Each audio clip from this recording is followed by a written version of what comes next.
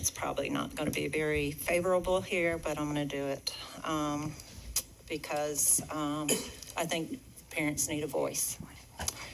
And parents do not give up their parental rights when their child crosses the threshold of a public school. I think I have said that to Nora before when I first came on this board.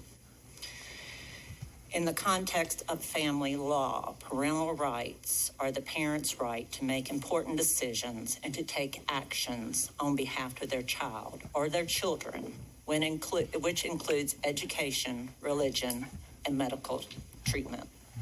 A court will interpret parental rights through the lens of the child's best interests. Parents have a right to know what their children are being taught.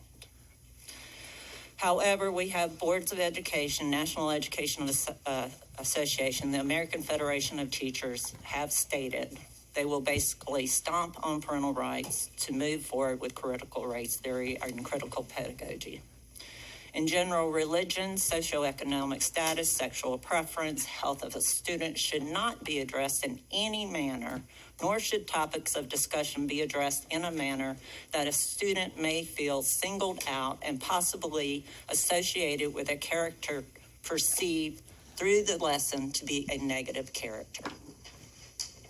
A main component of critical race theory is labeling human and social characteristics to identify victims and oppressors. CRT is not a basic component of education. It is a social theory that is taught in college. And students, we hope, hopefully have a sound education to debate it. Young children are sponges. They do not have the base of knowledge. Therefore, will accept whatever is presented to them without question. Parents of every demographic should be concerned whether or not there is truly a positive outcome for all children, whether they are deemed victims or oppressors.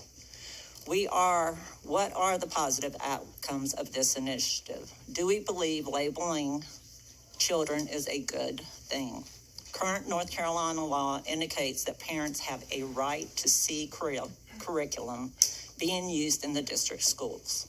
A parent's first obligation to their child is to advocate for their best interest. If this is in the best interest of all children, where is the supporting evidence that all children will be seen in a positive light and lifted up to aspire to be anything they choose to be? Because parents, and if that is there, parents will never fight against it. And I have one more thing. Nicole Hannah-Jones, the 1619 Project, quoted, "It is not history, it is journalism." Quoted. So that's my take. And I feel like parents are being villainized because they have not been part of the conversation. And they have not been, they're concerned and they have a right to ask questions and they have a right to know what's happening in their school. I'm not saying it's happening here, but I am saying for these organizations to say they don't believe, and everybody has their own views on what should be taught and what shouldn't be taught and when it should be taught. So I think parents, we should not be villainizing parents that have concerns about this issue. Thank you. Pat? Thank you, Madam Chair.